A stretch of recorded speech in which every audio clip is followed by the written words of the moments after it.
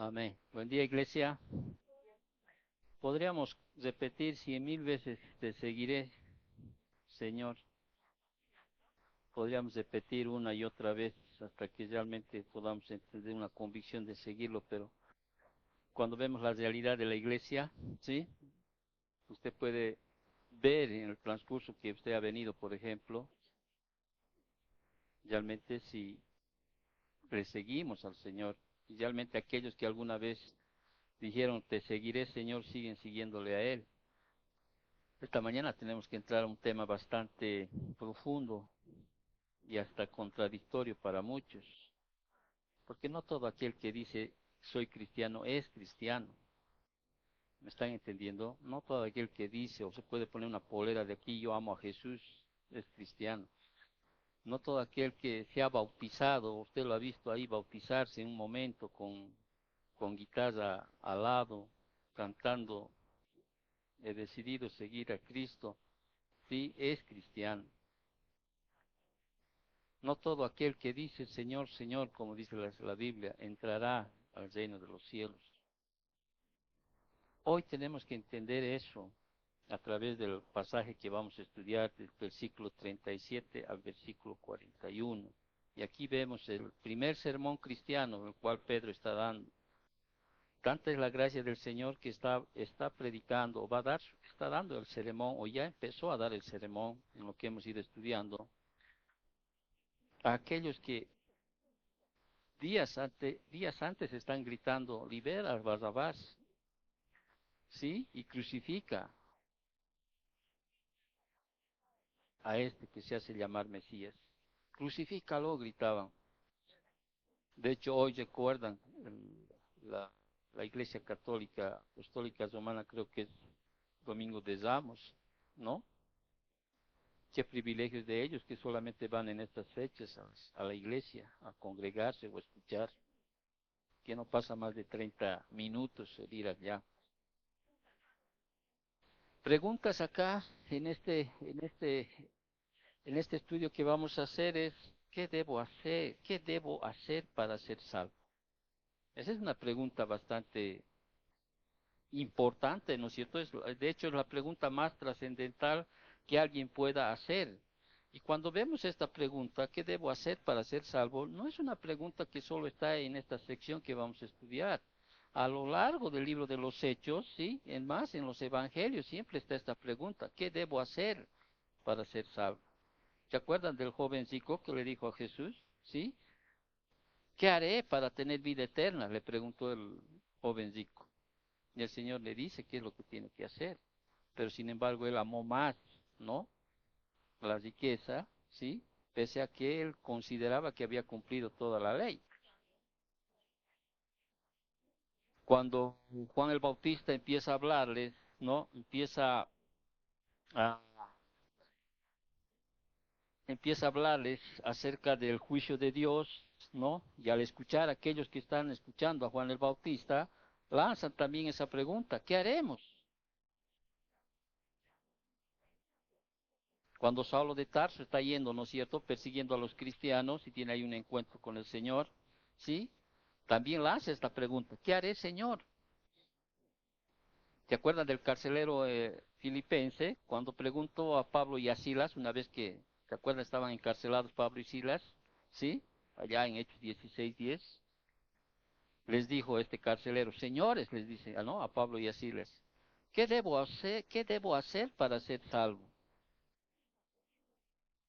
Ahora, si tú te das cuenta, ¿no? Hace 2 semanas hubo una gran concentración en el estadio, supuestamente de las iglesias cristianas que fueron, ¿sí? Un gran reconocido, si no me equivoco, era este año. ¿Sí? Sin embargo, hasta tú, a ver, si uno se medita a sí mismo, ¿sí? Cuando tú viniste a Cristo, ¿sí? Tuviste esa convicción de decir al pastor o al que estaba predicando al frente, tuviste esa convicción de decir, ¿qué debo hacer para ser salvo? No, ¿qué se hizo? Lo que hacen o se hace simplemente a veces es dar una prédica, ¿sí? Una enseñanza, ¿sí? Después, ¿qué hace? Llamar, ¿no es cierto?, a las personas para decir, repitan esta oración. ¿O no? ¿Sí? Señor Jesús, repitan conmigo, dicen, ¿no es cierto? Señor Jesús, y te abro mi corazón, te recibo como mi... Pero habrá un momento en el cual, cuando estás a ese lado, dirás, ¿habrá habido en ti, en tu corazón, realmente una convicción realmente de lo que es el pecado, la cual tuvieron estos judíos que estaban escuchando a Pedro? Porque ellos exclamaron en el versículo 17, al oír esto, dice, ¿no es cierto? ¿Qué dijeron? Se compungieron de corazón, dice, ¿no? Y dijeron a Pedro y a los otros apóstoles, varones hermanos, ¿qué haremos? O sea, imagínense, ¿qué haremos? Pero ellos estaban dice, se compungieron de corazón y preguntaron, ¿qué haremos? Entonces, la pregunta más trascendental que alguien puede hacer es, ¿qué debo hacer para ser salvos? Y una respuesta equivocada, escuche bien, una respuesta equivocada a esta pregunta, ¿qué debo hacer para ser salvo? Constituye la senda hacia una tragedia eterna. ¿Qué quieres decir, pastor, con esto? Que si yo te doy una respuesta que no es la verdadera, ¿sí? Y te doy una que es simplemente por estrategia humana o por un método humano, ¿sí? Y te digo algo que debes hacer para ser salvo, ¿sí? Puedo estar guiándote por el resto de tu vida hacia la perdición eterna. Si no te doy una respuesta realmente bíblica, conforme a las escrituras. Y Satanás ha hecho sus mejores esfuerzos para confundir este tema, con cantidades de respuestas equivocadas. Y ojo, basadas incluso en la misma Biblia. O sea, sacando un versículo fuera de contexto, ha dado respuestas a esta gran pregunta trascendental que es ¿qué debo hacer para ser salvos? Y cada una es una perversión de la verdad bíblica que ha dado Satanás. Ahora, tú ahí donde estás sentado, te vas a imaginar a tu familia, para no ir más allá, o al contexto de tus amigos, ¿sí? Cuando uno empieza a hablarles del Evangelio, cuando uno empieza a hablarles de lo que es realmente el ser cristiano y toda, cualquier situación de esta, ¿sí? ¿No? Miren, cómo Satanás ha confundido. Hay un grupo de personas dentro de los que podemos conocer, ¿sí? Pueden ser,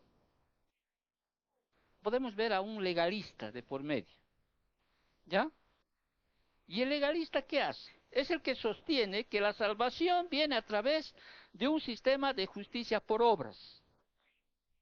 Reitero, el legalista sostiene que la salvación viene a través de un sistema de justicia por obras. Ahora, estos usan la Biblia ¿para qué? Para argumentar esa posición que tienen. Por ejemplo, ellos pueden usar Santiago capítulo 2, versículo 21. Solo te voy a hacer pautas porque si no voy a alargar mucho la enseñanza. En el 2:21 pareciera que el versículo habla de aquello y dice así, ¿no fue justificado por las obras Abraham nuestro padre cuando ofreció a su hijo Isaac sobre el altar? ¿Te das cuenta? Si tú lees bien este versículo, hay una pregunta retórica, ¿no? Ahí dice, ¿no fue justificado por las obras Abraham nuestro padre cuando ofreció a su hijo Isaac sobre el altar? Pareciera, ¿no? Que Abraham fue justificado porque pues quiso ofrecer a su hijo ahí, en el altar. Y utilizan eso, ¿no? Aquello, y se olvidan de todo el contexto, obviamente de Santiago, desde el 14 al 26, donde vemos y donde se habla sobre la fe sin obras es fe muerta, ¿no es cierto? Pero sin embargo, dentro de todas las enseñanzas de las Escrituras, entendemos, por ejemplo, Romanos 3:20, donde dice, por las obras de la ley, ningún ser humano será justificado delante de él. Entonces, hay personas legalistas que creen que pueden llegar a la salvación o pueden llegar a tener vida eterna o pueden ser salvos a través de un sistema de justicia de obras. Y hay hacer las obras para qué? Para que yo pueda ser salvo. Pero no he hecho mal a nadie, ¿no ve? Yo no he matado, yo no he violado, yo no he robado, ¿sí? Y ellos quieren llegar a través de esas sus buenas obras, ¿sí? Entrar al reino de Dios. Quizá algo parecido a esto, hay un grupo que es mucho más, porque aquí quizá vemos al legalista y nos vamos un poquito a los evangelios, vemos a los judíos, a los fariseos, ¿no? Legalistas, o sea, trabajaban ni el día sábado, ¿no es cierto o no? Diezmaban, ofrendaban, ¿no? Eh, oraban, ayunaban, ¿no? Y todo ese sistema, queriendo justificar todo ese sistema de que tenía, ¿para qué? Para ganarse la eternidad. Pero en nuestro contexto ahora, quizá más vemos, hay un segundo, ¿sí? Que son el moralista. Y tiene un enfoque ligeramente distinto al primero que he hablado. Cree que estará muy bien por toda la eternidad mientras sus buenas obras superen a las malas en la balanza de Dios. ¿Sí? Ah, sí, no es que sea perfecto, pueden decir ellos, ¿no? Hago cosas malas, pero hago mucho más cosas buenas que malas. Y también Satanás ha entrado en ese círculo utilizando, ¿no? Un moralista, por ejemplo, va a utilizar un verso de perdón, en el Evangelio de Juan, vámonos al Evangelio de Juan, porque esto te va a ayudar a entender a las personas, ¿sí? En Juan capítulo 5 también pareciera haber, ¿no? ¿Sí? Fíjate al leer el texto, ¿no? Versículo 28 y 29 del Evangelio de Juan capítulo 5. Te doy tiempo para que busques. Mientras tanto yo leo. ¿Qué dice? No os maravilléis de esto, porque vendrá hora cuando todos los que están en el sepulcro oirán su voz, y los que hicieron lo bueno saldrán a resurrección de vida, mas los que hicieron lo malo a resurrección de condenación. ¿Te has dado cuenta en el versículo 29? ¿Sí? Y los que hicieron lo bueno, dice, pareciera, ¿no? Ahí, ¿no? Saldrán a resurrección de vida. Mas los que hicieron lo malo, a resurrección de condenación. Aquí parece entender, ¿no es cierto?, que hacer cosas buenas, ¿sí? Vas a resucitar en la primera resurrección, porque ya hemos estudiado en Apocalipsis, ¿no? Las dos resurrecciones, una para vida eterna y otra para condenación eterna. Entonces ellos pueden utilizar aquello. Estos versículos utilizan. Aquí dice esto, dice. Entonces, pero no obstante, estos versículos simplemente declaran, ¿qué cosa? Que una vida redimida se caracterizará por buenas obras y una no redimida por la ausencia de ellas. Ahora, este tipo de personas, amigos que tienes, parientes que tienes, ¿sí? Cuando tú les saques un versículo de Efesios capítulo 2, 8 y 9, del que conocemos tanto, ¿no es cierto? Que dice, porque por gracia soy salvo, ¿no es cierto?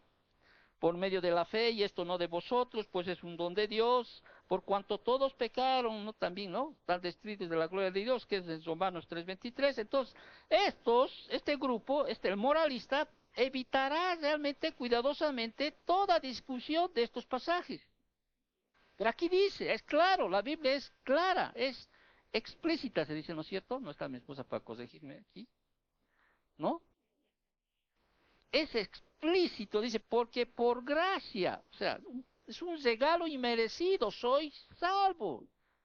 ¿Por medio de qué? De la fe, y esto no de vosotros, pues es un don de Dios, es un regalo de Dios, más claro.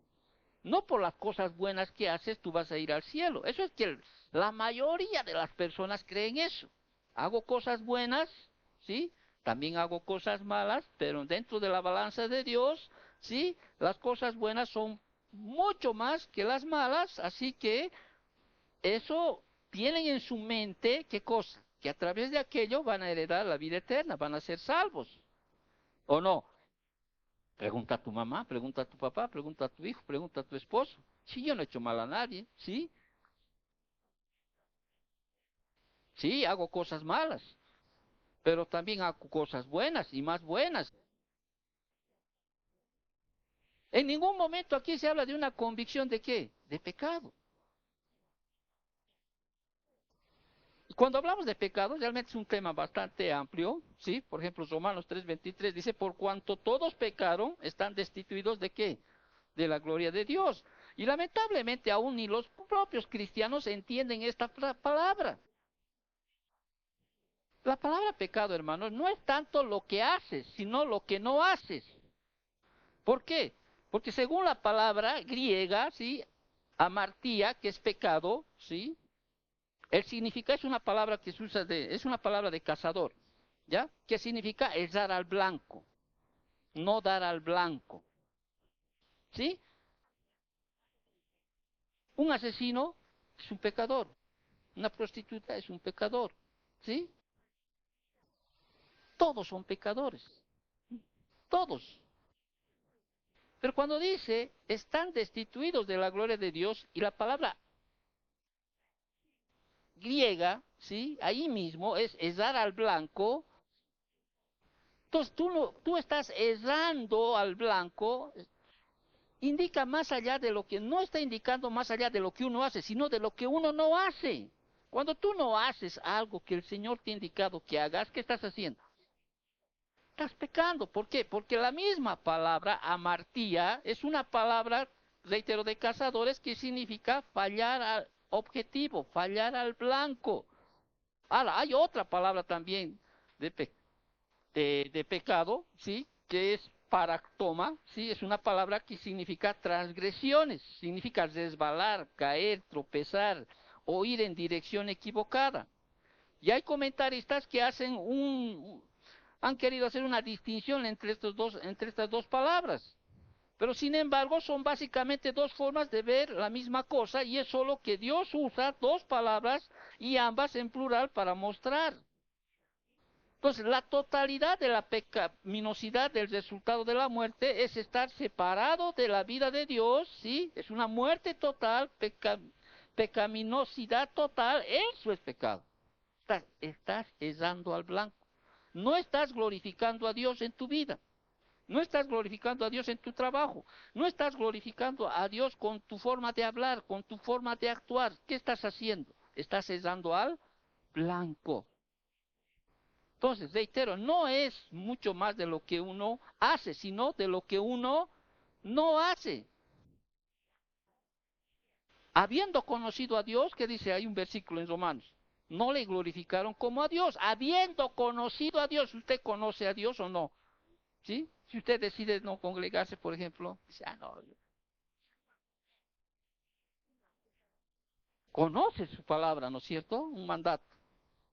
Pero si tú decides aquello, no, estás dando al blanco, estás pecando, estás rompiendo esa comunión con Dios. Ahora, obviamente Dios te va a disciplinar, no vas a dejar de ser salvo, ¿sí? Pero volvemos al tema específico, ¿sí? Vemos a un legalista por medio, ya habíamos hablado, ¿no? Aquel que sostiene que la salvación viene a través de un sistema de justicia por obras. Vemos al moralista que tiene un enfoque ligeramente distinto y cree que estará muy bien por toda la eternidad mientras sus buenas obras superen a las malas en la balanza de Dios. ¿No es cierto? Pero hay algunos que son peor que los dos. Y son los que hoy, por ejemplo, están llevando sus ramitos ahí que se los tejen, ¿no? No me acuerdo, de palmera, ¿no es cierto? ¿Sí? Y vienen a ser los universalistas. ¿Qué significa esto? El universalista basa sus falsas esperanzas en una mala interpretación del pasaje como Romanos 5:18, que dice, así que, como por la transgresión de uno vino la condenación a todos los hombres, de la misma manera, por la justicia de uno, vino a todos los hombres la justicia de vida. ¿Estos qué dicen cuando alguien muere? Ah, pasó a mejor vida, ¿o no? ¿Sí? Ahora está en la presencia de Dios. ¿Sí? Estaba sufriendo aquí en la tierra. Ellos creen, ¿por qué? Porque la Biblia dice, de tal manera amó Dios al mundo, dice al mundo, todos están ahí en el mundo, que ha dado a quién, a su Hijo unigénito, para que todo aquel que en él cree no se pierda, mas tenga vida eterna. Y él creía en Jesucristo, ¿o no? Dime que tu papá, tu mamá, aquí no creen, creen, hasta los demonios creen y tiemblan, dice la Biblia. Sí, pero no se olvidan de leer el versículo 17, 18, 19, 20 y 21 del mismo pasaje del Evangelio de Juan. Entonces los universalistas creen, así como el pecado entró por un hombre, Adán, también la justificación por el segundo Adán, Cristo. Todos somos salvos por lo que hizo Cristo en la cruz. ¿Te has dado cuenta o no? ¿Estás entendiendo el concepto? ¿Sí? Entonces el universalista hace caso omiso a la solemne advertencia de nuestro Señor que dice en Mateo 7:13, que dice, entrad por la puerta estrecha, porque ancha es la puerta y espacioso el camino que lleva a la perdición, y muchos son los que entran por ella. Hace caso omiso a aquello. Ellos creen que todos van a ir al cielo. Bueno, hay otros que ni siquiera creen, ¿no? No hay ni cielo ni infierno. Es más, aquí es el infierno en la tierra. ¿Sí o no? Que ellos creen que van a morir y listo, ahí terminó todo. No hay nada más allá de la muerte. Ay, me gustaría darme un tiro y de una vez, ¿para qué estar sufriendo con tanta enfermedad y tantas cosas? Entonces, tienes por un lado legalistas, ¿sí? Tienes por otro lado que un moralista, de esos que dicen, y de esos ahí tengo amigos, ¿sí?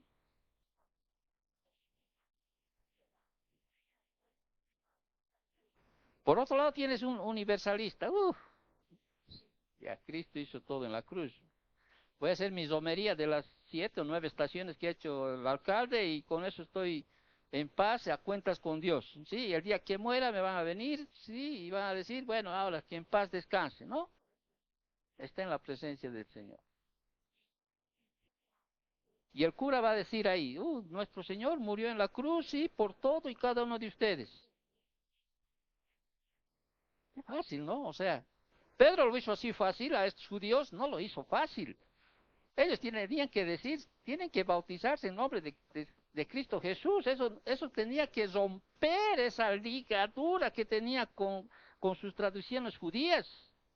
¿Y eso qué implicaba? Implicaba persecución de tal, sí, de todo su entorno. Porque como cuando uno se bautiza, ¿qué pasa? Estás asumiendo públicamente que ahora vas a seguir a quién? A Cristo. Pero vamos a ir más adelante por esto. Pero yo quiero primero que entiendas algunas situaciones.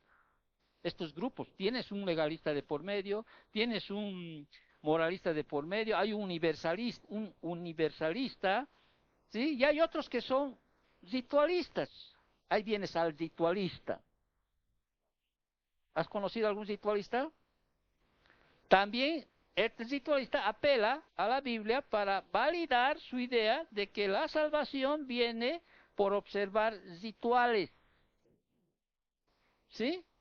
Ahora, y estos, por ejemplo, usan este versículo 38 de Efesios que vamos a estudiar hoy, ¿no? Y aquí, obviamente, lo que utilizan es aquí el bautismo. Porque fíjate lo que dice el 38. Pedro les dijo, arrepentíos y bautícese cada uno de vosotros en el nombre de Jesucristo. ¿Para qué? Para perdón de pecados y recibiréis el don del Espíritu Santo.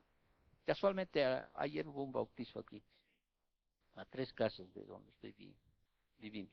O sea, una fiesta de bautizo de un bebé, de un niño. ¿Sí? ¿Por qué lo hacen? ¿Por sus preceptos católicos? Porque ellos creen que cuando uno se bautiza, ¿sí? Ya tiene entrada al cielo. ¿No es cierto? Hay otras formas, o sea, rituales que las personas hacen, ¿sí?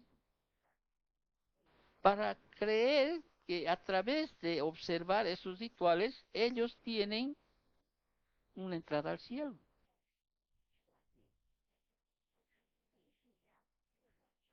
Dime tú que, por ejemplo, tu familiar alguno, si no ha puesto una misa para su difunto. O dime tú que un noviembre no hace sus cositas para que esté bien. Los ritualistas pasan por alto la verdad bíblica de que la salvación no viene por rituales, sino por la fe en Jesucristo. Ellos pasan de largo aquello.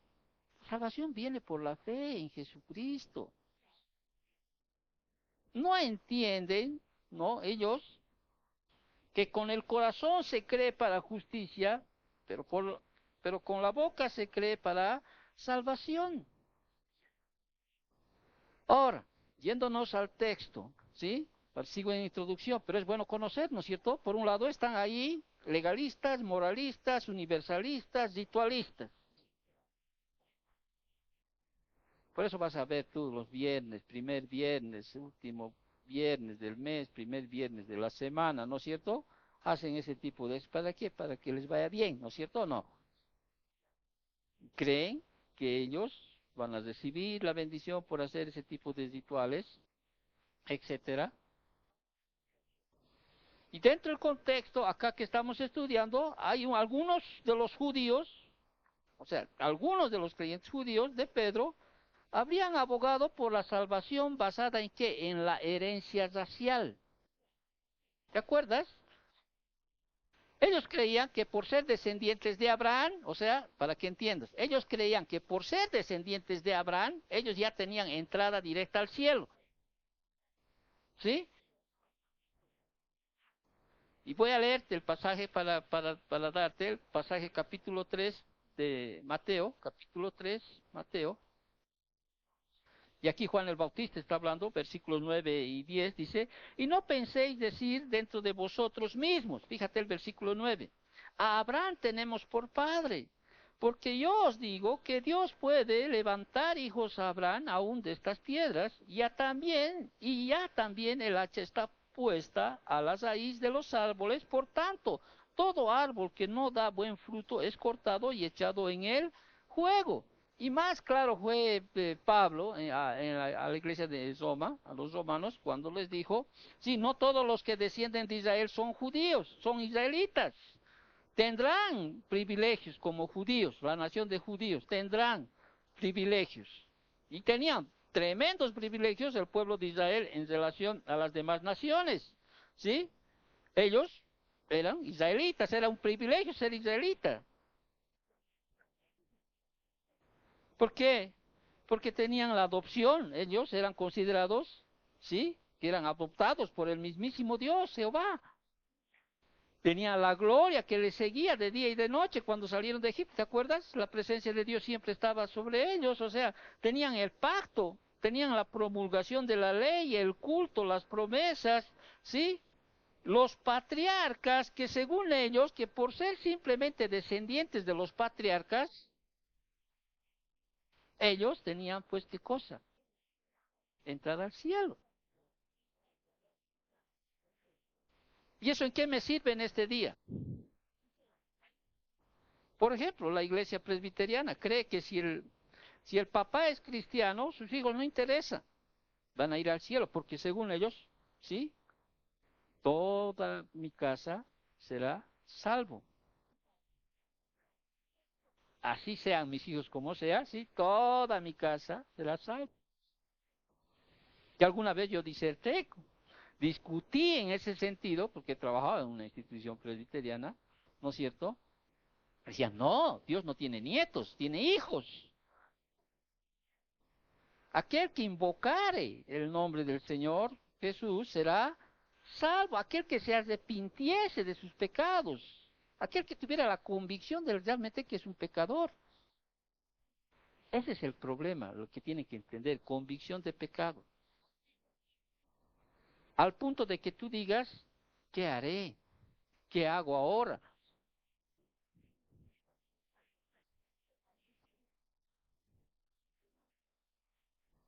Entonces, por desgracia, todos estos puntos que he mencionado, ¿sí? Todos estos puntos de vista errados tienen legiones de seguidores en nuestra época. ¿Hay o no hay? Hay. Y eso muestra que cualquier posición se puede probar malinterpretando o sacando pasajes de contexto y dejando de comparar las escrituras con las escrituras.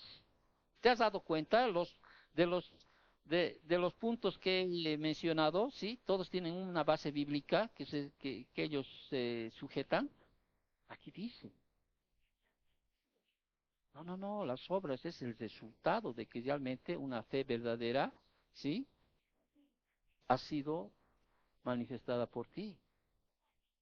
Las buenas obras son el reflejo, deben ser el resultado, es glorificar a Dios, es dar en el blanco. Si coméis o bebéis, hacerlo todo ¿para qué? Para la gloria de Dios. El que tú sigas en el camino del Señor es una muestra. La perseverancia que tú muestras caracteriza realmente que eres un verdadero hijo de Dios, pero la perseverancia no te salva, ¿o no? Eso entendé. Ahora, muchos, obviamente, se les ha dado una respuesta equivocada a la pregunta que hemos mostrado, ¿sí? Y ellos creen que están bien. Entonces, a diferencia de los proveedores de la falsa enseñanza, ¿sí? Que vemos, Pedro ofrece la respuesta correcta a la pregunta de cómo ser salvo. Aquí está, Pedro está ofreciendo la respuesta correcta a esa pregunta. ¿Cómo, qué debo hacer para ser salvo? Y finaliza su sermón con un llamado a quienes, a los oyentes, y el pasaje concluye después ofreciendo los resultados del sermón de Pedro. Y ahí vamos a ver estos versículos del 37 al,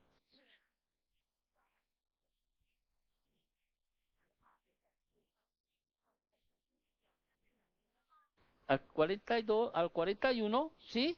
Vamos a ver el llamamiento y luego vamos a ver el resultado. ¿Ok? Ahora sí entramos con esta introducción que hemos hecho. Y te vuelvo a reiterar. Mi afán es que tú entiendas, ¿sí? Porque vas a estar en medio cualquiera de estas cinco personas. Quizá hay una sexta más o una séptima más, porque hay algunos que ni creen, ni son ritualistas, ni son universalistas, ni son legalistas, ni son, ¿no? ¿Sí o no? Hay algunos que ni siquiera son legalistas. Ay, interés. No son moralistas. Pide la vida loca. ¿No es cierto o no? Universalistas, bueno, la mayoría, ¿sí? Quieras o no, igual.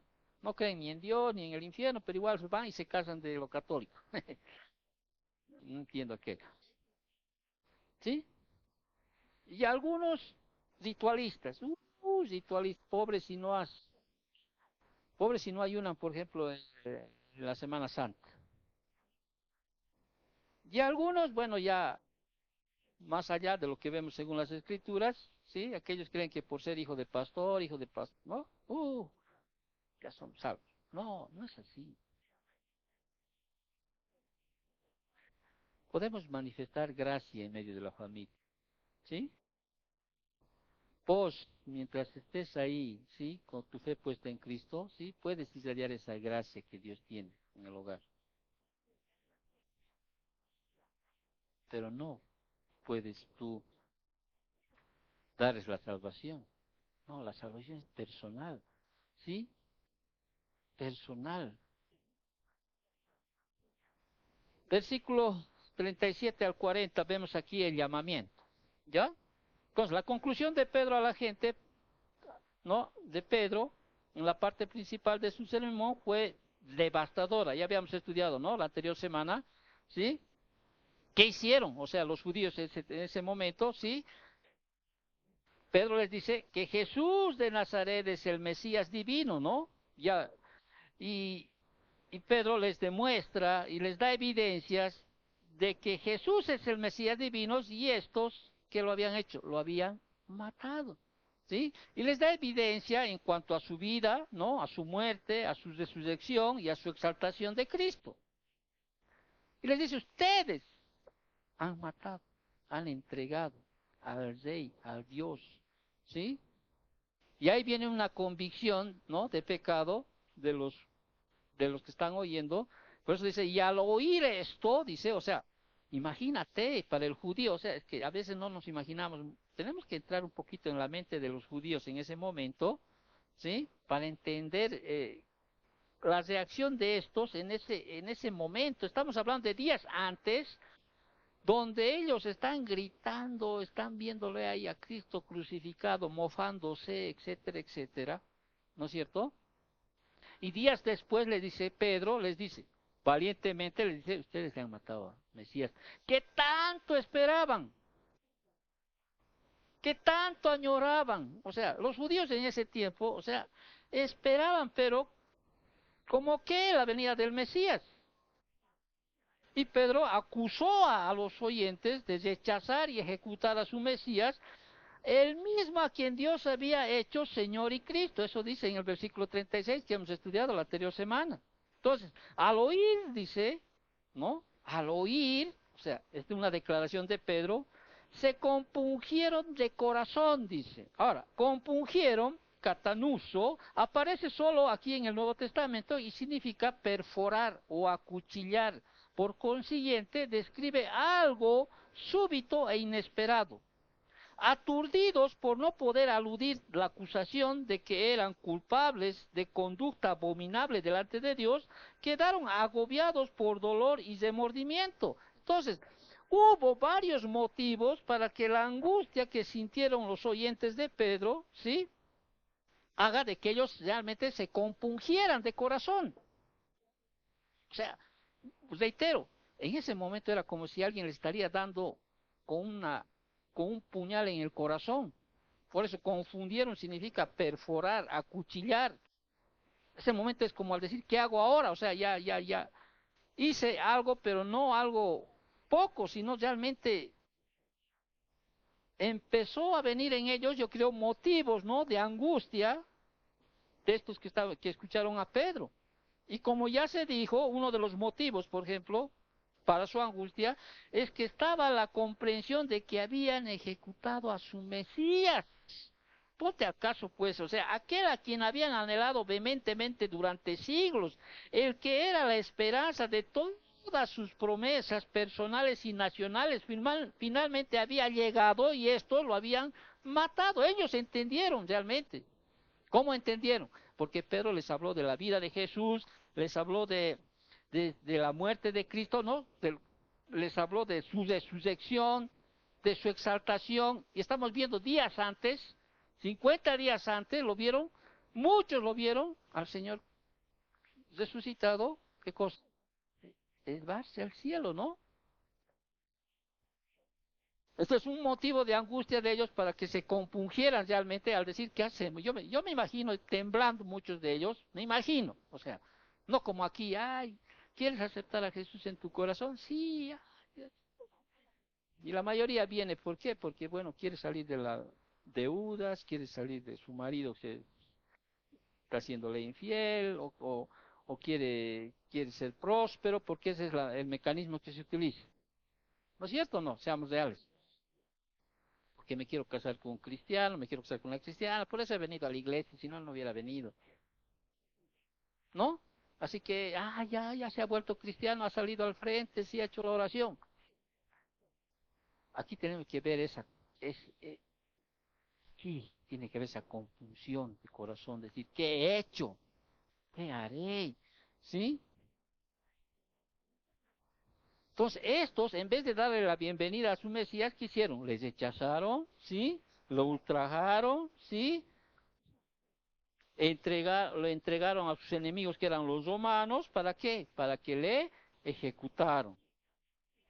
Vaya motivo, ¿no? Para que ellos puedan estar así, un motivo de angustia. Pero no solo ellos habían comprendido que ellos habían ejecutado al Mesías, sino ellos mismos lo habían matado, porque fueron cómplices del crimen. ¿Qué gritaban días anteriores? Crucifícalo, crucifícalo, crucifícalo. Y Pilatos ahí no sabe qué hacer en el sentido, ¿no?, de ese dato, pero no le encuentro falta alguna. Libera Barrabás, ¿no? Toda la historia que vas a ver hoy día, estas semanas en películas.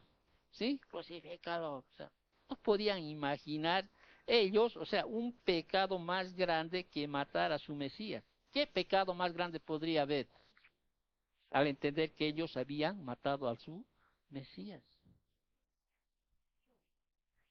Un tercer motivo, o sea, causa para su angustia era no solo que habían matado a su Mesías, sino que era el temor de la ira del Mesías. A ver, es como si tú ves una película, para que entiendas, a veces tengo que hablar, ¿sí? Tú deshaces ¿no? Ayer casualmente vi la película El Castigador, ¿no? Una cosa de Medina, te gusta ver eso, ¿no? Creyeron que lo habían matado, ¿no? Y después Claro, como es película Hollywood, ¿no? Eh, Se sana de sus heridas y empieza a vengarse. Ya saben que está vivo, ¿no? Y empiezan ahí a tener miedo y empiezan a contratar uno y otro asesino. Pero pone, eso no es nada en relación a ver al Cristo, al Mesías, al Dios Todopoderoso, ¿sí? Aquel que hizo unos milagros tan grandes, había resucitado, o sea, y es más, Pedro en el versículo 32, ¿qué les dice? Ahí en Hechos capítulo 2, que hemos estudiado la anterior semana, dice, así que, dice, exaltado por la diestra de Dios, y habiendo recibido del Padre la promesa del Espíritu Santo, ha derramado esto para que por vosotros veis y oís. Eso es en el 33, en el 32. A este Jesús resucitó Dios, de lo cual todos nosotros somos testigos. Y fíjate el 35, hasta que ponga a tus enemigos por estrado de tus pies. O sea, ellos han entendido algo, ¿sí? Ellos habían visto, o sea, Pedro les había anunciado de manera inequívoca que el mismo Jesús que crucificaron estaba ahora vivo.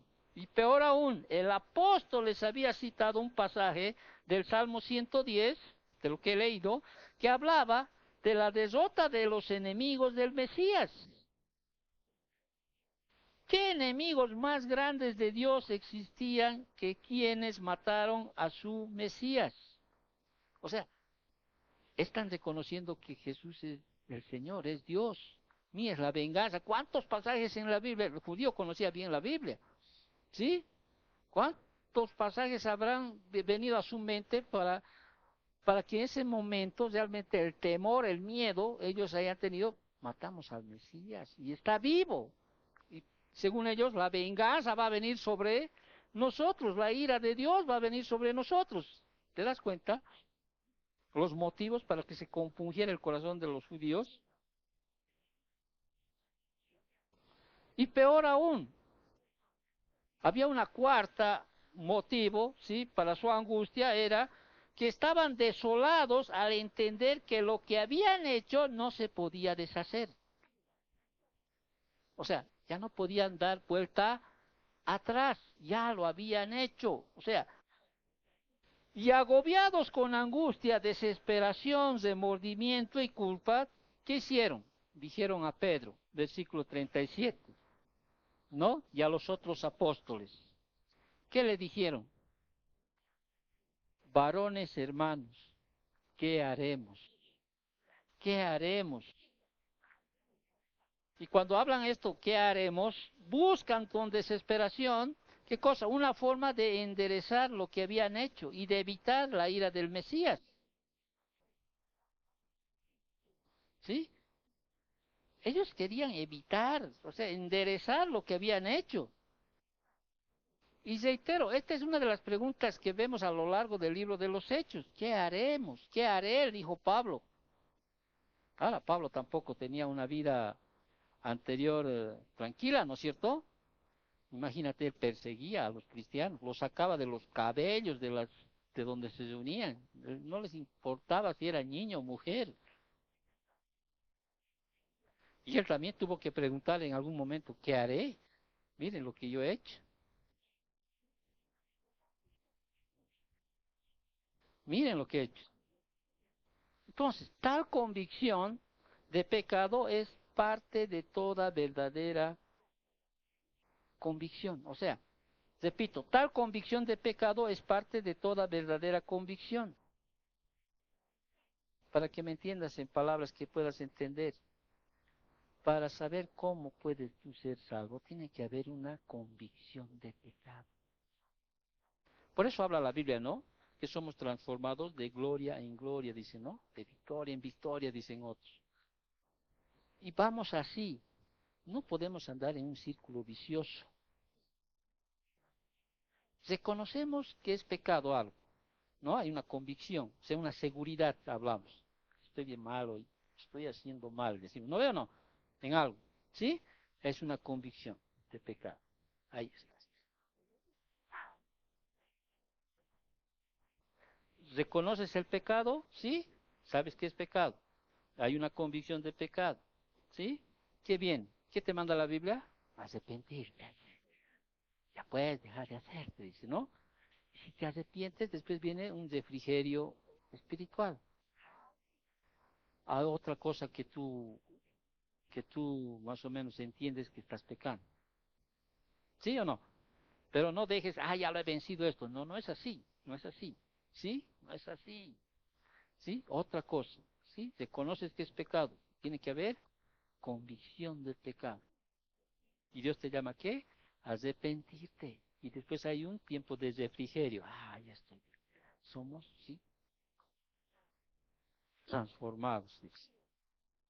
De gloria en gloria. ¿Sí? Somos transformados.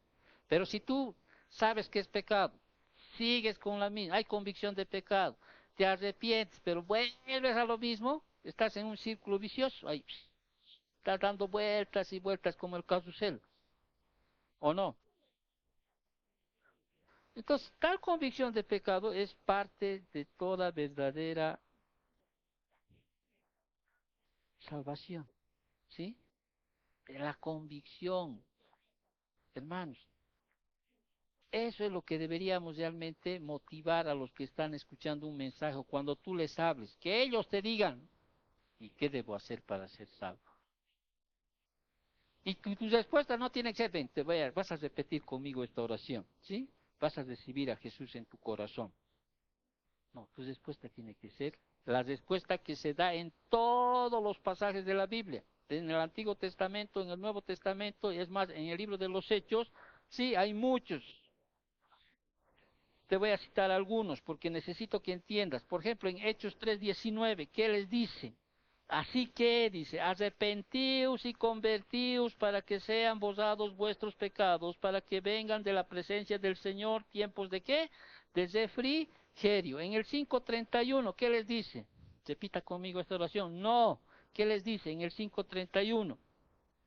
Dice, a este, dice, Dios ha exaltado con su diestra por príncipe salvador para dar a Israel arrepentimiento y perdón de pecados. En el 8:22, de la misma manera, sí, ya que estoy en Hechos voy a ir para leer. Arrepiéntete pues, dice, de esta tu maldad y ruega a Dios si quizá te sea perdonado el pensamiento de tu corazón. En el 11:18, ¿qué dice? Entonces, oídas estas cosas, callaron y glorificaron a Dios, diciendo, de manera que también los gentiles ha dado Dios arrepentimiento para vida.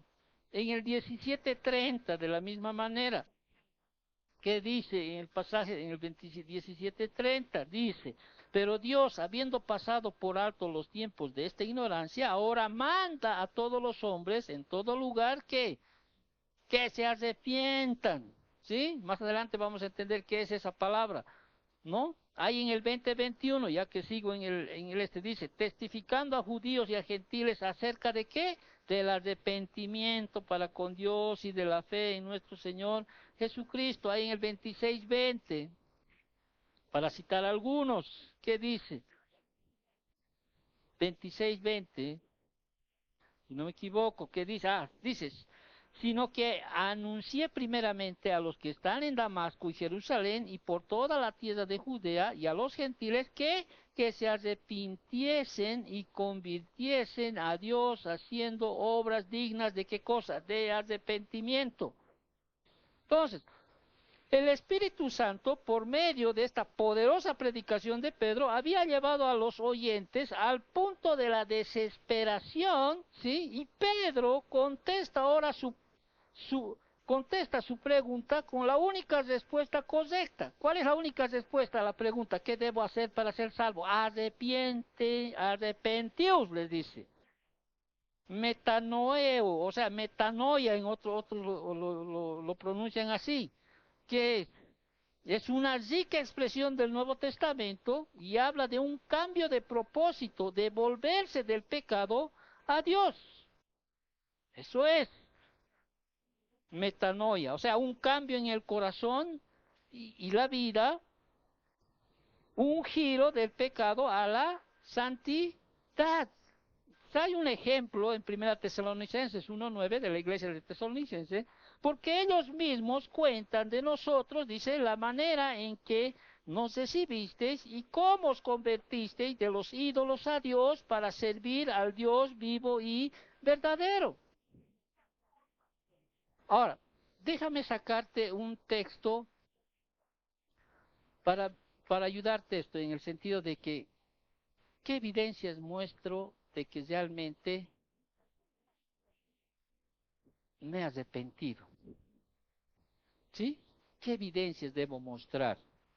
Y hay un pasaje en segunda de Corintios, capítulo 7, versículos en realidad del 5 al 16, ¿no? Donde Pablo muestra en una de las secciones, porque en una de las secciones, o sea, uno de los indicadores de un genuino deseo de una auténtica restauración.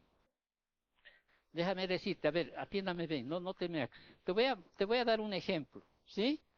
Pero siempre yo he oído a decirles, no me gusta que un predicador o un maestro, ¿sí? Saque un versículo fuera del contexto original. Siempre he tratado de que yo primero por lo menos les mencione el contexto que realmente se está hablando y después puedo sacar una aplicación que que ayuda, que es aplicable. Pero el contexto es diferente, ¿no? O sea, el contexto, primero tengo que explicarles el contexto real que está pasando, pero ahora voy a salirme del contexto real para darte una aplicación. Creo que me estoy hablando, ¿no? Bueno, mira, en una situación, por ejemplo, Pablo, ¿sí? A Pablo, tú conoces la vida de Pablo, ¿sí? Cómo él sufrió en su ministerio. Perseguían, lo latigaban, realmente naufragios, desvelos, ¿no? En angustias, acaso en enfermedad, dice. Pero lo que más le dolía a Pablo, ¿saben qué era? Los hermanos, ¿sí? Sus hijos espirituales se hayan volcado contra él, que hayan dado puerta abierta a los falsos maestros, y los falsos maestros les indicaban a Pablo, sí, de muchas cosas que no eran, o sea, verdaderas, incluso le apoyaban a estos falsos maestros y se iban contra Pablo, ¿no es cierto? Se iban contra él, sí, y lo que más, dice él, me agobia sobre mí, dice, ¿no es cierto? O sea, lo que le causaba la iglesia, ¿no? No le molestaba tanto, no digo que no le molestaba, o sea, no le causaba más dolor lo que el mundo le hacía que lo que le hacían sus propios hermanos. Estoy hablando de hermanos en la fe, hijos espirituales. Por eso decía Pablo, aunque tengas 10,000 años, sí, uno solo es tu ayo, o sea, uno solo es tu padre. Y Pablo, ¿qué hace? Empieza a escribirles una carta fuerte, ¿no? Para decirles a estos hijos espirituales que le han atacado conjuntamente con los falsos maestros, les escribe una carta. Entonces Pablo envía esta carta, así, no haciéndole largo, Pablo escribe esta carta, manda a Tito para que vaya y les diga a la iglesia de los Corintios, ¿no es cierto?, que le den esta carta, y Pablo en esa carta es una carta fuerte. ¿Y dónde dice esa carta? No hay.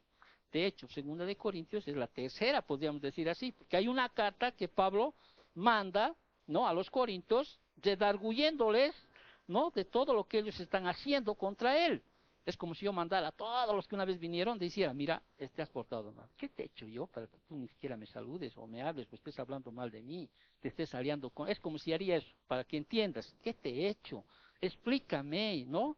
Exhortándole, es decir, no, yo no te hice daño en esta vida, he querido tu bien, he estado contigo 2 años, Pablo está diciendo eso, ¿no? He estado con ustedes 2 años, Corintios, les he tratado como a mis hijos, les he enseñado, les he guiado, ¿no? Y Tito va, hijo espiritual en la fe, va a la iglesia de los Corintios, y Pablo en su ministerio está esperando el retorno de Tito y ver qué es lo que responden, ¿no?, los Corintios, qué responden, quizá en el sentido de que, uy, con esa carta peor me van a odiar, peor van a hablar mal de mí, peor me van a perseguir, peor van a hacer aquello, ¿no? Y Pablo está así, ¿no? Esperando con ansias esa carta, y Tito bien. Y ahí en 2 de Corintios capítulo 7, miren cómo miren las características de un verdadero arrepentimiento. A eso es lo que quiero sacar la aplicación. ¿Ya? ¿Estamos bien? 2 de Corintios capítulo 7.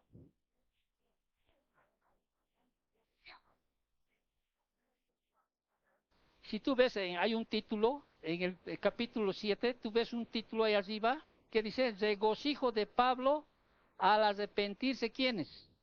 Los corintios, ¿no es cierto? Hay un regocijo, pero en el 6 dice, pero Dios que consuela a los humildes, nos consoló con la venida de ¿quién? ¿De quién? De Tito. Por favor, síganme la lectura, pues.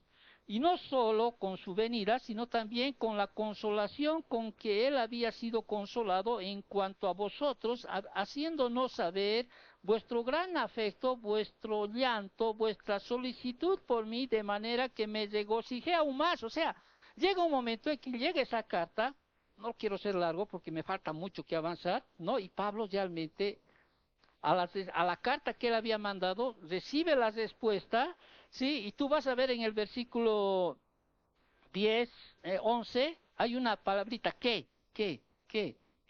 Dice, porque aquí visto esto mismo de que habéis sido contristados según Dios, ¿qué solicitud produjo en vosotros?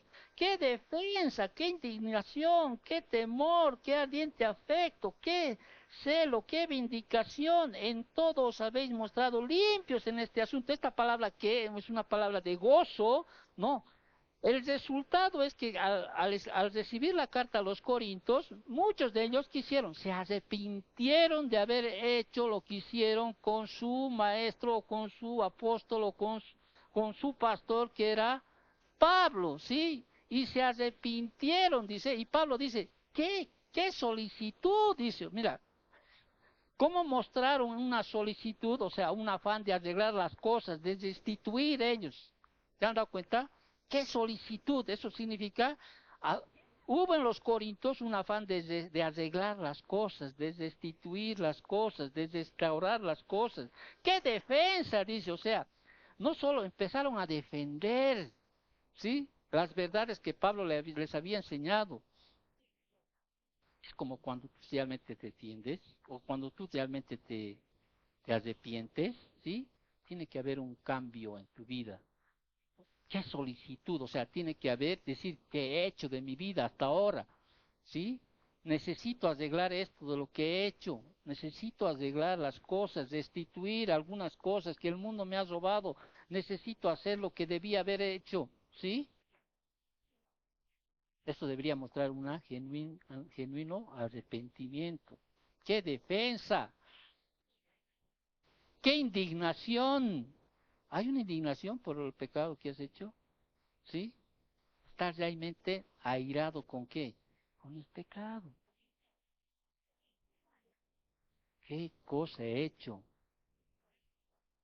No es como, a ver, ay, yo, uy, las cosas, bien, lo he disfrutado cuando era mundano. No, tiene que haber una indignación. Y no solo una indignación, qué temor, dice. No voy a volver a desobedecer ni a deshonrar. ¿Por qué? Porque creo en aquel que castiga y juzga. Qué ardiente celo, o sea, ver restaurada su relación, Pablo, o sea, estoy hablando, ¿te estás dando cuenta que estoy utilizando esta aplicación? ¿Sí? Hacia Pablo. Qué celo, o sea, en el sentido de renovar, estar renovado ya no por las cosas malas que hago, sino que ahora vuelco, ¿sí? Mi vida hacia la santidad. Qué vindicación si alguien es robador, lo voy a devolver 4 veces, dijo quién, Saqueo, ¿no? ¿Sí? Si hasta ahora he sido así, ahora ya no voy a ser así, voy a hacer aquello. Recuerda, el pecado no es más de lo que haces, sino de lo que no haces, porque el significado de pecado, ¿qué es? Es dar al blanco. ¿Qué vindicación? ¿Qué es el? Yo realmente cuando estudié este pasaje de segunda carta a los Corintios, ¿sí? Me gocé por lo que Pablo ha debido sentir en ese momento. O sea, por eso dice, ¿qué, qué? O sea, y fíjate en el 10, ¿no? Porque la tristeza que según Dios produce, ¿qué cosa? Arrepentimiento para salvación, de que no hay que arrepentirse, pero la tristeza del mundo produce muerte. Realmente hubo un arrepentimiento en estos hermanos corintios, ¿sí? que ha debido alegrar el corazón del, del- del apóstol Pablo al ver esta carta. Yo me imagino el gozo, cómo habrá hasta llorado, ¿sí? ¿No? Porque vio una restauración auténtica entre el apóstol, entre el pastor y sus hijos en la fe, ¿sí? Porque si uno hace un estudio desde el versículo 7 hasta el versículo 16, ahí usted va a ver varias, varios indicadores, entre ellos está la lealtad, ¿sí? Podríamos hablar de la lealtad también cuando tiene que haber ese indicador genuino de una restauración. Es cuando tú ves, por ejemplo, a ver, muéstrate, a ver, alguien quiere restaurar tu relación contigo, tu esposo, con alguien que se ha roto tu matrimonio, lo que sea. Y tú dices, tienes que ver, ¿sí? ¿Qué indicadores muestran realmente que si hay un verdadero arrepentimiento? Los que te he dado son 7 de las muchas que hay. Realmente, tú puedes decir, qué solicitud ahora, mira cómo me atiende, cómo me cuida, cómo me, ¿no? Ya cómo me defiendes de lo que antes me decía una y otra cosa, ¿no? Cómo ahora se arrepiente de las cosas que ha hecho, qué indignación, ¿no es cierto? Cómo ahora ya tiene temor de Dios. Pero dentro del contexto, un día voy a dar, siempre les dije, ¿no? Voy a hacer la segunda carta, bueno, la primera y la segunda, realmente no tengo mucho tiempo. Sí, ahí tú vas a ver lealtad, tienes que ver lealtad, si hay una renovación de lealtad entre ambos, ¿sí? Pureza, ya no más, ¿no? Arrepentimiento, lo que hemos leído, espiritualidad, realmente va a querer cambiar en el Señor su vida, ¿no? Una unidad, no solo dentro, Pablo está hablando de una unidad entre él y los que está, con los que tenía esta situación de los hermanos, ¿sí? Hay una nueva unidad, ¿sí? Hay una restauración de obediencia, ahora sí, Pablo, sí, tú nos dabas la verdad, ¿sí? Hay una obediencia de por medio, una restauración de confianza, ahora puedo confiar en ti, ya no voy a dudar de las cosas que te he visto hacer o hacías, o sea, todas esas cosas las Biblias nos muestran, por eso nos enseña la palabra. Me estoy quedando, creo, en una palabra arrepentimiento y seguiré, pero quiero que entiendas que debe haber evidencias de que realmente te has arrepentido, ¿sí? Ahora, nunca vamos a llegar a la perfección, a la santidad, ¿sí? Por eso siempre vamos a dar al blanco.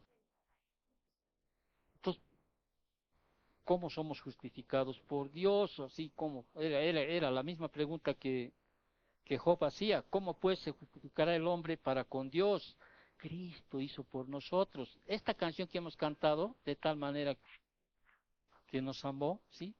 Él tuvo que pagar el precio de nuestra redención. Volvamos por favor al estudio, porque si no me va a decir, miren, ni siquiera hemos acabado un, un versículo. Amén. Vámonos a Hechos capítulo 2, seguimos, y esta vez voy a tener que coser un poco. ¿Estamos? Entonces, ¿qué les dice? ¿Qué les dice Pedro? ¿Qué es lo que tenían que hacer? Es arrepentirse, ¿sí? Arrepentirse. De eso trata el tema. En el libro de los Hechos es un tema muy repetitivo, el arrepentimiento. Y he leído algunos pasajes. Y aunque los oyentes de Pedro temían al juicio de Dios, el verdadero arrepentimiento implicaba más que temor y sufrir las consecuencias. El falso arrepentimiento, ¿qué hace? Teme las consecuencias del pecado, pero el verdadero arrepentimiento teme al pecado en sí. Eso quiero que entiendas y vuelvas a escuchar cuando subamos esta enseñanza eh, a nuestra, ¿qué se llama? Línea, a YouTube, ya. Entonces, el verdadero arrepentimiento aborrece el pecado, por lo que es una afrenta a Dios. Saber que el pecado es malo y que Dios lo detesta, ¿qué debería hacer en nosotros? Debe motivar, ¿no? Motivarnos o motivar a la persona verdaderamente al arrepentimiento y abandonarlo.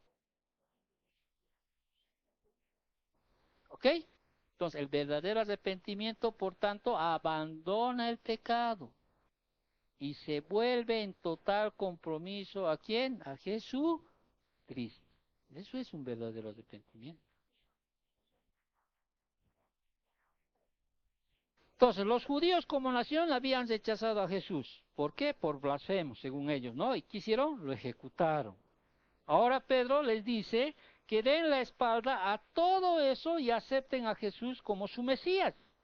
Y al pedir a cada uno de ellos que se bautizara en el nombre de Jesucristo. Ahora, alguna vez he escuchado, ¿y por qué solo en el nombre del Señor Jesucristo? Porque en un gran mandamiento nos dice ir y bautizar en nombre del Padre, del Hijo y del Espíritu Santo. Muchos dicen, bueno, es que ellos ya conocían a Dios Padre y al Espíritu Santo, ¿no? Como Dios y a Jesucristo todavía no. Pero en el contexto de aquí que nos muestra es que Pedro no les va a ser fácil, no lo va a ser fácil como lo hacemos ahora en la actualidad. ¿Quieres ser cristiano? Sí, ven aquí, vas a orar conmigo, ven, vas a repetir conmigo, pon tu mano en tu corazón si quieres. No lo va a ser fácil.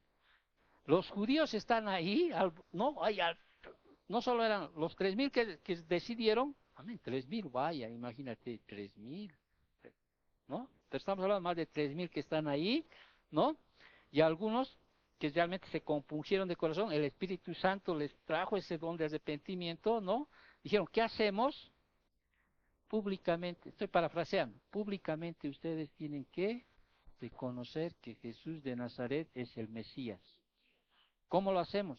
Bautizándolos. Cuando uno se bautiza, estás haciendo un reconocimiento público de que ahora he decidido seguir a Cristo. ¿O no? ¿Sí? Ahora, ¿cómo lo haces en tu corazón? Solo Dios sabe. Un día yo dije, Señor, yo decido seguir a Cristo. Me he bautizado y al día siguiente empecé a buscar las cosas del Señor. Dios quiera que hasta el último día de mi suspiro, pues siga yo estudiando. ¿Sí? Pero algunos creen que ya se bautizaron, ya pueden morirse en paz y ya un día se van a ir al cielo. En la Biblia puedes ver hasta hay un mago, ¿no? ¿Sí? Vas a ver que se ha bautizado. Vas a ver personas que se han bautizado que no son salvos. Como hay personas que no se han bautizado, pero son salvos. ¿Por qué? Porque el bautismo no es el medio de la salvación. ¿Sí? El bautismo viene después de la salvación.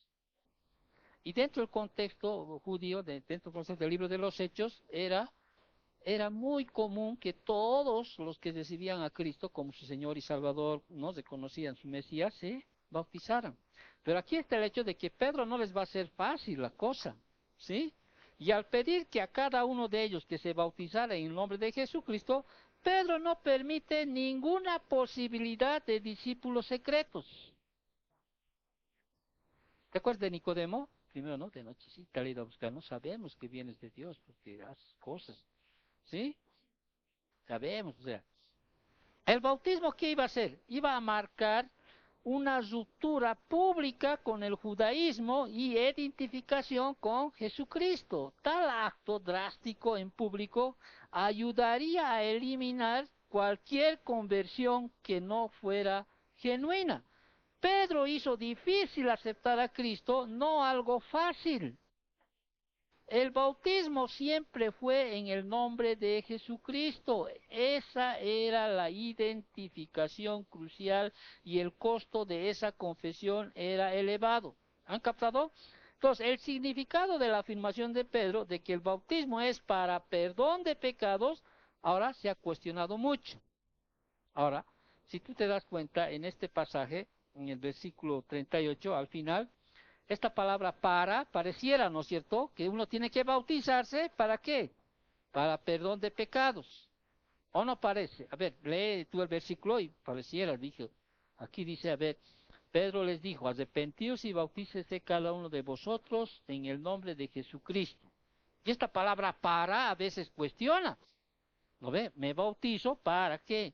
Para perdón de pecados, y no solo para perdón de pecados, sino también para qué? Y recibiréis qué cosa, el don del Espíritu Santo. Entonces, esto realmente ha cuestionado muchos, ¿no? Y por eso muchos enseñan la regeneración bautismal. ¿Qué significa eso, pastor? Es una falsa enseñanza de que el bautismo es necesario para la salvación. ven este versículo como principal texto de prueba para su punto de vista. Pero esa opinión pasa por alto el contexto inmediato del pasaje. Como ya se indicó, el bautismo sería un paso dramático para los oyentes de Pedro. Al identificarse en público como seguidores de Jesús de Nazaret, se arriesgarían a convertirse en paris, o sea, en marginados en su sociedad. Ahora, Pedro les pide que demuestren la autenticidad de su arrepentimiento, sometiéndose al bautismo público. Entonces, la salvación no es asunto de agua, ni de economía, como en el caso del jovencico. Sin embargo, el verdadero arrepentimiento se manifestará inevitablemente en total sumisión a la voluntad del Señor. Entonces, hay algunos que por esta palabrita para, sí, perdón de pecados y recibiréis el don del Espíritu Santo, se enseña aquello que se llama la regeneración bautismal, ¿no? Que es necesario bautizarse para ser salvo. Si no has llegado a bautizarte, pues no eres salvo. Hay algunos que enseñan aquello. Y de hecho por eso hay ese bautismo de niños, ¿no? Para un niño. Y recibieron la palabra y fueron bautizados, dice. ¿No es cierto lo que hemos leído? Más adelante. ¿Acaso a un niño sabrá lo que es, quién es Jesús? A un bebé, sabe lo que están haciendo. ¿O no? ¿Recibieron la palabra? ¿Que Él es el Mesías? No. Entonces, hay algunos que esta palabrita hace de que muchos digan que es necesario. Entonces, tal enseñanza, ¿qué hace? Viola el importante principio hermenéutico, esto para los estudiantes que nos siguen, como conocido como analogía escritura, o sea, analogía de las escrituras. ¿Qué significa esto?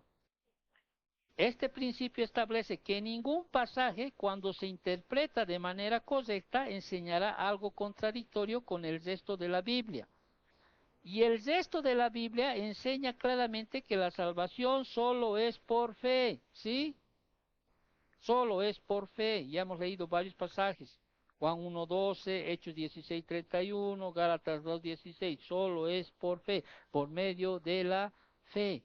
O sea, el bautismo en sí no salva, para que entiendas mejor. Entonces, entonces, más aún, después de condenar la religión ritualista de los escribas y fariseos, nuestro Señor difícilmente habría instituido una religión de su propiedad. Esta interpretación no es fiel a las realidades bíblicas. En todo el libro de los Hechos, el perdón está vinculado al arrepentimiento, no al bautismo. ¿Hemos quedado claros en eso? ¿Sí? No, reitero, en todo el libro de Hechos, el perdón está vinculado al arrepentimiento, no al bautismo. Hechos 3:19, 5:31, Hechos 26:20. Además, la Biblia registra que algunos que se bautizaron no fueron salvos. Por ejemplo, Hechos 13, versículos 21 al 23, mientras que otros fueron salvos sin que se mencionara que se hubieran bautizado. Lucas 7, 37, 50, Mateo 9:2, Lucas 18, 13, 14. Ahora, quizá para darte un ejemplo, ¿acaso el ladrón que estuvo al lado de Jesús, uno de ellos, se bautizó para ser salvo? No, que él dijo, hoy mismo estarás conmigo en él. Pues, ¿le dio tiempo? No. Ah, entonces no me bautizo, pastor. No, no estoy diciendo aquello. Hay una ordenanza bíblica. ¿Sí? Debemos celebrar la Santa Cena. Ah, no dice cada cuánto. El hecho es que no te olvides que Él va a venir. ¿Sí? Hay una ordenanza. También hay una ordenanza de qué? Del bautismo. Es un reconocimiento público. Te estás identificando en la muerte de Cristo. Estás naciendo a nueva vida. Pero cuando lo hagas tienes que hacerlo pues realmente con convicción. Decir, realmente ya estoy cansado de mi vida pasada, ¿sí? El ser cristiano, si reconoce, sí. Ya hay algunos que invitan hasta a su familia, ¿no? Y son súper católicos, apostólicas, bien humanas. pero sin ese miedo, o sea, están tan enamorados en ese momento que dicen, no importa lo que me digan después, porque están. Y para el judío a ver, ponte pues al caso del judío en ese momento, porque a partir de ahí después empezaron a perseguirlos a los judíos por ser cristianos. Ya, y Pedro no les está haciendo fácil. Ah, ¿quieren ser cristianos? Sí. ¿Reconocen que ustedes mataron al Mesías? ¿Reconocen a Cristo como su Señor, su Dios, su Salvador? Sí. Bautícese. ¿Sí? Se conozca. O sea, es como decir, estás dando la espalda a tu nacionalidad, porque los israelitas eran nacionalistas a morir. ¿Sí? No había como ellos. ¿Me entiendes? Nacionalistas, pero únicos. Y decir, ya, yo creo en el Cristo, ¿sí? Ya había muchos que seguramente les estaban mirando y les estaban diciendo, ahora vamos a ver, ¿cuántos de ellos perdieron familias, propiedades, ¿no? Más bien acarrearon cosas, persecuciones.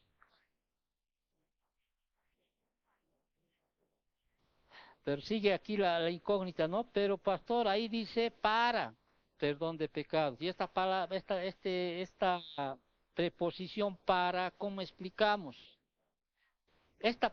Mientras la preposición para, o sea, eis en el griego, puede significar para el propósito de, puede significar a causa de o en ocasión de, ¿sí? Entonces, no, el bautismo no te salva, para que entiendas. Es señal o símbolo público de lo que ha sucedido en el interior. ¿Estamos bien? Para perdón. Ya, cuando hablamos de perdón, ¿estamos hablando de algunos pecados? No, para el perdón total de todos los pecados. Ese es un gozo, es un privilegio que recibe todo creyente. Entonces, la salvación no solamente les traería ahora, como dice aquí, perdón, sino que también recibirían, ¿qué cosa? El don del Espíritu Santo. Ya ellos ya estaban esperando esto, el don del Espíritu. Según Joel 2, 28, 29, marcaría el comienzo de los tiempos mesiánicos.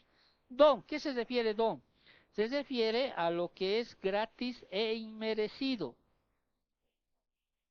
¿Te has dado cuenta aquí que Pedro no adjunta ninguna otra condición para recibir el Espíritu? ¿Sí? Que el arrepentimiento, no hay una otra condición.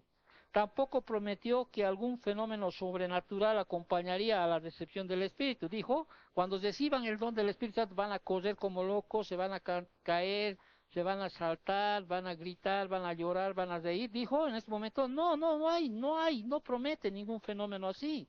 También cabe señalar que el don del Espíritu no viene por el bautismo en agua. Esto lo puedo ver en Hechos 10:47, que lo vamos a ver más adelante. Vámonos rápido al versículo 39. Ya vamos a acabar, ¿sí? Versículo 39 del libro de los Hechos. ¿Qué dice? Porque para vosotros, dice, es la promesa, y para vuestros hijos, y para todos los que están lejos, para cuantos el Señor nuestro Dios llamare. Entonces, el maravilloso don del Espíritu Santo no fue solo para aquellos en la audiencia de Pedro ese día, sino que la promesa del Espíritu Santo les informa el apóstol que es para vosotros, dice, para aquellos que le dijeron, ¿qué haremos? ¿No? ¿Sí? Sino también para vuestros hijos y para, mira esta parte que nos debería darlo, y para todos los que están lejos. ¿Quiénes son todos los que están lejos? Los gentiles, ¿ya? O sea, ellos debían participar de esta bendición con todos los que están lejos, los gentiles. ¿Y dónde hallo esto? En la palabra, Efesios capítulo 2, versículos del 11 al 13. Entonces, la descripción de Pedro de quienes iban a recibir el Espíritu como aquellos que el Señor nuestro Dios llamare, dice, puntualiza la soberanía de Dios obrando en salvación. ¿Sí? Dios es aquel que en su soberanía va a escoger. ¿Te acuerdas ahora, obviamente, con la palabra que nos dice, por ejemplo, Hechos 2:21, lo que hemos estudiado anteriormente? Y todo aquel que invocar el nombre del Señor será salvo. Todo aquel. Ah, pero Dios tiene sus escogidos. Todo aquel que invoca. El que viene a mí, ¿qué dice el Señor? Yo no le echo fuera. Entonces, ellos debían participar de esta bendición, no solo los que estaban ahí, para todo aquel que el Señor llamara en su soberanía. Y gracias a Dios nosotros ahorita participamos de esa promesa.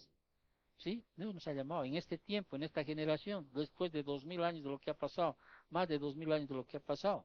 Qué bueno. Entonces, la descripción de Pedro de quienes iban a recibir el Espíritu, como dije, reiteró, para que el Señor nuestro Dios llamara. Y Lucas agrega en el versículo 40, Lucas agrega que con otras muchas palabras, dice, Pedro, ¿qué hizo? Testificaba y exhortaba a sus oyentes diciendo, sed salvos de esta perversa generación. Y aquí Lucas nos ha dado, Lucas, ¿por qué digo Lucas? Porque es el que está escribiendo el libro de los Hechos. Nos ha dado un resumen del sermón de Pedro. O sea, no nos muestra aquí todo lo que Pedro había hablado, nos muestra un resumen, el cual obviamente duró mucho más de los pocos minutos que se necesitan para leer este pasaje. También es probable que Pedro haya participado en un diálogo con la multitud después de su sermón. Como indica la frase, les exhortaba, pareciese, ¿sí? Que había un diálogo de por medio. Entonces Lucas solo resume, podríamos decir, lo vital y nos dice acá, en el versículo 40, leo el versículo 40 nuevamente, dice, y con otras muchas palabras testificaba. No, no vemos aquí todo lo que Pedro había testificado. Paso, y les exhortaba diciendo, sed salvos de esta perversa generación. ¿Qué significa perversa? Scolios en el griego, torcida o encorvada, por tanto algo malo o incorrecto. Es lo mismo que el Señor Jesucristo siempre decía, ¿no?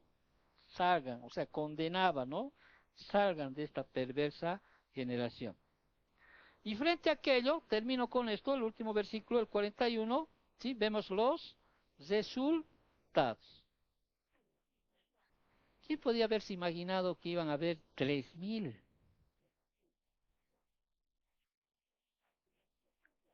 41, ¿qué dice? Así que dice, los que recibieron, ¿no? Su palabra fueron ¿qué cosa? Bautizados, y se añadieron aquel día como 3000 personas. Según se ha señalado, gran parte de la evangelización de esta época en esta época, ¿qué se intenta? Llegar a Cristo sea lo más fácil, ¿no es cierto? Pero Pedro hizo que su sermón hiciera tan elevado el costo de llegar a Cristo, y muchos podían esperar que sus oyentes le dieran públicamente la espalda, ¿no? Por, por su predicación, por el contexto que estaban viviendo. Muchos hubieran, yo me imagino a esos grandes maestros rabínicos, ¿no? Que estaban, ¿no? ¿Quién les va a hacer caso? Habrán dicho a Pedro, ¿no? Yo me imagino también. Y, y mira que los que están ahí también han debido ver a ellos, porque ahí están, ¿te acuerdas? Esta es una fiesta de Pentecostés, están ahí, ¿no? Están ahí líderes religiosos, todo aquello, y Pedro no les hizo fácil. ¿Quieren seguir a Cristo? Sí, vengan, bautícese en el nombre del Señor Jesús, reconozcan que Él es su Salvador, reconozcan que es su Mesías, no, mañana no más, en la noche no más, o pasado no más, o sea, no, no, ellos tuvieron que dar ese paso al frente y bautizarse. Estaban poniendo en riesgo sus vidas en ese momento de seguir a Cristo. Y de hecho les costó la vida más adelante a muchos de ellos. Pero mire el Señor cómo pone esa convicción de pecado en la persona. ¿Sí? ¿Nosotros qué perdemos? Nada. ¿Cuánto has bautizado? ¿Qué? A la semana, bueno, habrá servido percepción de tu familia, aquí, pero hasta por ahí, ¿no? Pero a ellos realmente los persiguieron, los asesinaron, los mataron, los colgaron, los quemaron. ¿Con tal de qué? De decir, Y la siguiente semana realmente vamos a ver, ¿no? Vamos a ver ahí cómo era la verdadera comunidad cristiana, o sea, cómo era vamos a ver cómo es una iglesia real, verdadera, ¿sí?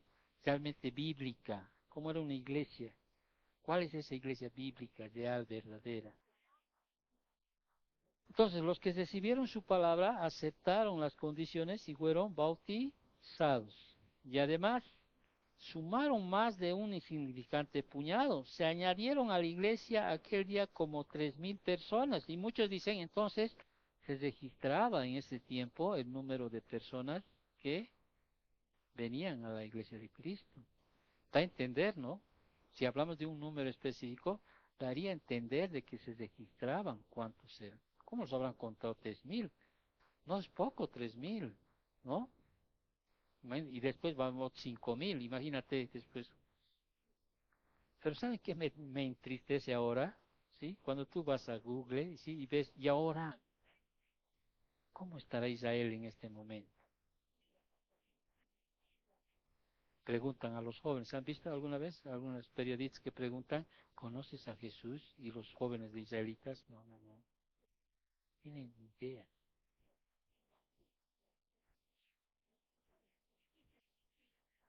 Así estamos.